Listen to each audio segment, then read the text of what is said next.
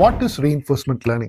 It is a way of teaching machines how to make decisions by giving them rewards for good actions and penalties for bad ones. The machine then learns which chooses give maximum reward in the longer run. ஒரு குழந்தை வந்து எடுத்துக்கோங்களேன், ஒரு குழந்தைய வந்து ஒரு particular என்விரான்மெண்ட்ல நீங்க அனுப்பிச்சுட்டு, எப்ப நீங்க குழந்தைங்க இருக்க, இங்க அம்மா இருக்காங்க, இந்த குழந்தை வந்து அம்மாட்ட போய் ரீச் பண்ணணும். அப்போ இந்த குழந்தை அம்மாட்ட போய் ரீச் பண்ணா ஸ்ட்ரைட்டா ஒரு ஸ்டெப்பா ஸ்ட்ரைட்டா எடுத்து வச்சு வரலாம், இல்ல இந்த லெஃப்ட் சைடு போயிட்டு எங்கேயோ செவுத்துல போய் அடி வாங்கிட்டு திருப்பி இந்த பக்க பொசிஷனுக்கு வரலாம். சோ அப்படி அந்த குழந்தை வந்து அதுவாவே கத்துக்கிட்டு இந்த ஸ்டார்டிங் பாயிண்ட் எண்ட் பொசிஷனுக்கு வந்து எவ்வளவு ஃபாஸ்டா நான் வந்து சேருவேன் அப்படின்றத அந்த நான் வந்து அந்த என்விரான்மெண்ட் தான் கொடுக்க போறேன், அதுவாவே கத்துக்குது. சோ இதே மாதிரி தான் மிஷின் லேர்னிங் அல்காரிதம்ஸ்க்கு வந்து என்ன பண்ணுவாங்க அப்படின்னா, இந்த மாதிரி ஒரு பர்டிகுலர் என்விரான்மெண்ட் வந்து கொடுத்துருவாங்க.